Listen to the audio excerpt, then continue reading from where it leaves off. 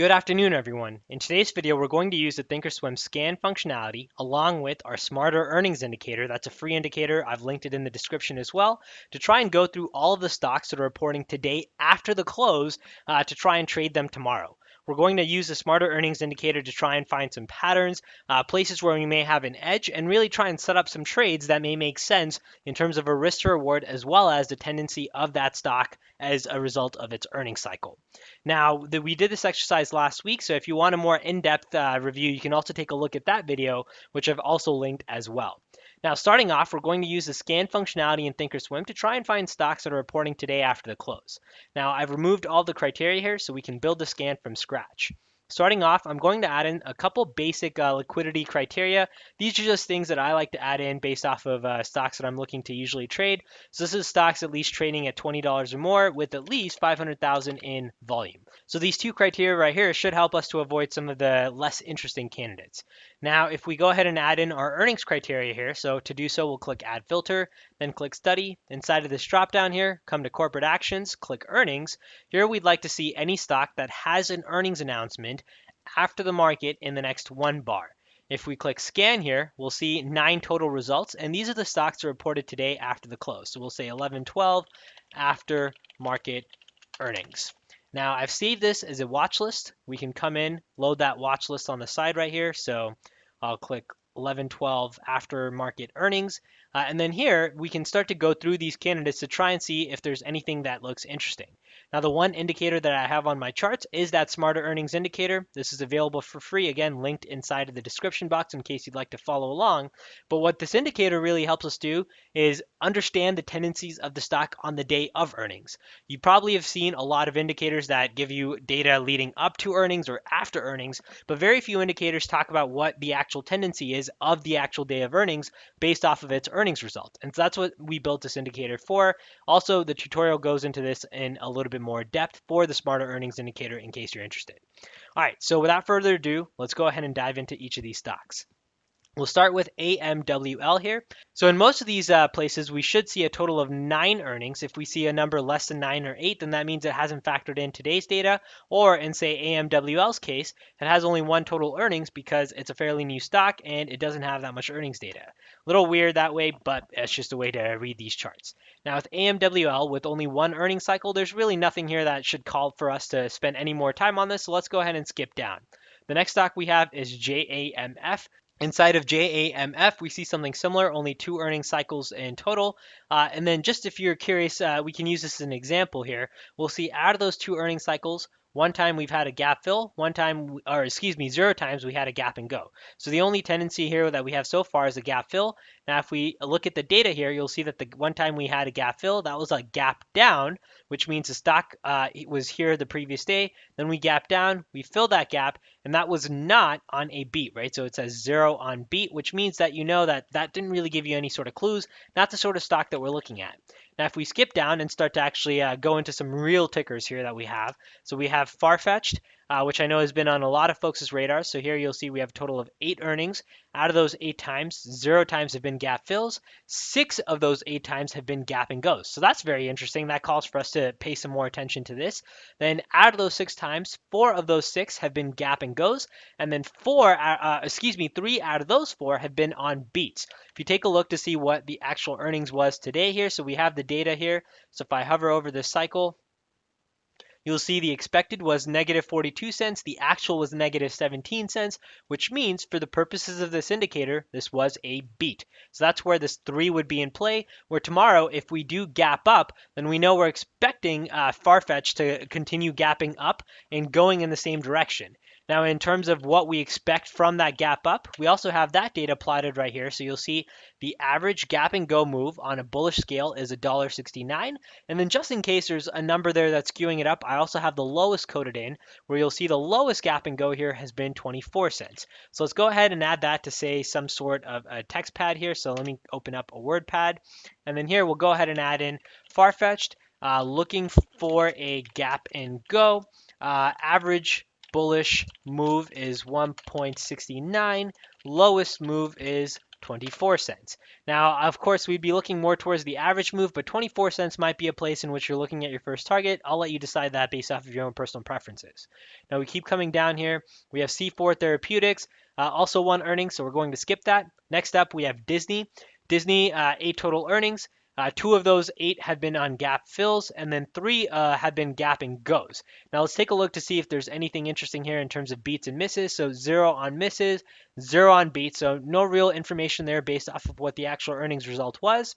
In terms of the gap and goes here, you'll see 2 out of the 3 times we've had a gap and go on a bullish scale, and both of those times were on beats, so that's interesting.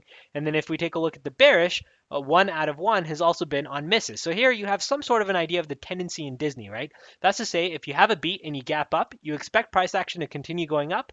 If you have a miss and you gap down, then you expect price action to continue keep going down. Now, in terms of the average bullish move that you're looking at, that's $3.48. The bearish move, 2.67. The lowest bullish move has been only 3 cents, so nothing too crazy there.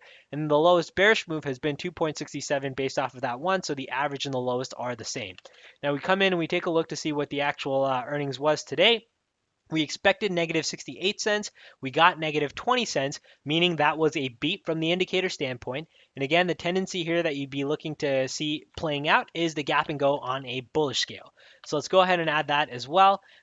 So we'll say Disney, looking for a bullish gap and go, average bullish move, 3.48. Lowest move is 3 cents. And then I'll also add in a bullish right here just so we can have this be crystal clear.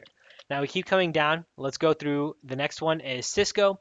Cisco, we see 9 total earnings. It has registered today's earnings as well. You have a greater than expected move 44.4% of the time, so that's interesting. In terms of gap fills, only 1 was a gap fill, and that was not on a miss or a beat, so no real insight there. But the gap and goes here, very interesting, right? So 6 gap and goes, 2 of which were on the bullish scale, 0 of which were on beats. And then in terms of a bearish move, 4 gap and goes on a bearish scale, but only 1 was a beat. So the only idea here that you have is you expect the stock in whichever direction we continue to gap up tomorrow to keep trending in that same direction. There's no directional bias, so let's take a look to see what the stock looks like after hours, where so far after hours here we see that the stock is up. I can go ahead and also turn on after hours if that makes it easier for you guys to see. So with the extended hour session on, and then I come into something like, say, a 1-minute chart, you get a better idea of what the stock is looking like after hours. We'll come back to a daily chart. So we know so far we're expecting a gap up in the bullish scale. Let me go back, change this to a 2-year chart. But we're expecting this on a bullish scale. In terms of do we have a beat, let's come in and take a look. So we expected 63 cents, we got 76 cents, so that is a beat. So far we're gapping up as a result of that. No real data here that screams out outside of just a tendency that the stock continues to gap in the direction in which it opens after earnings. So let's go ahead and add that. So we'll say Cisco, looking for a gap and go, no directional bias, although it looks like so far we will be gapping up. Average bullish gap we see right here is 1.48. The lowest is 83 cents. So let's go ahead and add that to this notepad as well. So average is 1.48. Lowest bullish gap is 83 cents. Now we keep coming down. The next one we have is applied materials. Applied materials, also 9 earnings. Let's take a look to see what the actual earnings was. We'll go through this one a little bit in a reverse scenario here. So we see the expected was 1.16, 1.17. The actual that we got was 1.25, so a beat. Well, let's come in and take a look to see if there's anything interesting here. So 3 gap fills. 1 which was a gap up, 0 on misses, 2 which was a gap down fill, again 0 on beats. So nothing here that really screams to be interesting in terms of the gap and goes. 3 out of our 4 gap and goes were on a bullish gap and go. 2 of those 3 were on beats. So that really, I think, fits this mold that we're looking at right now. So I would be looking at a potential gap and go on a bullish scale in applied materials. The average bullish move is a $2.10 move. The lowest move that we've seen is a $1. So let's go ahead and add that as well. So we'll say applied materials, looking for a bullish gap and go. Average bullish move, $2.10. Lowest bullish move, $1.01. Now we keep coming down. DLB, 8 earnings in total. That's Dolby Laboratories. So 3 gap fills here, 2 of which were on misses. 1 was a gap down fill on a beat. I think 1 is not really enough of a data point, and then 2 gap and goes. Again, nothing I think that screams out considering that we have some better candidates on our list so far. And then finally, Unity Software, brand new earnings, so nothing here that really gives you any sort of insight, so we're going to skip that as well.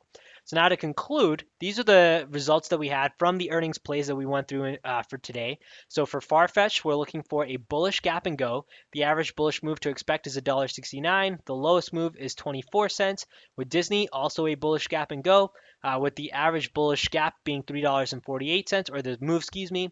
And then the lowest move here is only 3 cents. So keep that in mind in terms of stocks that may fail fairly quickly. That would be Disney. Then Cisco here, also a gap and go, but no directional bias in Cisco. But so far, it looks like we'd be gapping up. And then our bullish gap there, the average move that we expect is $1.48. The lowest move is 83 cents. And then Applied Materials, a bullish gap and go, average bullish move of $2.10, lowest move of $1.01. I'll make sure to copy paste this note in the description box as well, so you can go ahead and directly copy paste that in case you're interested in using any of these traits to try and play tomorrow's activity.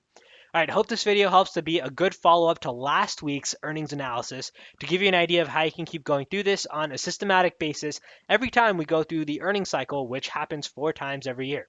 All right, hope this video helps. Take care, everyone. Good luck trading, and we'll see you in the next update.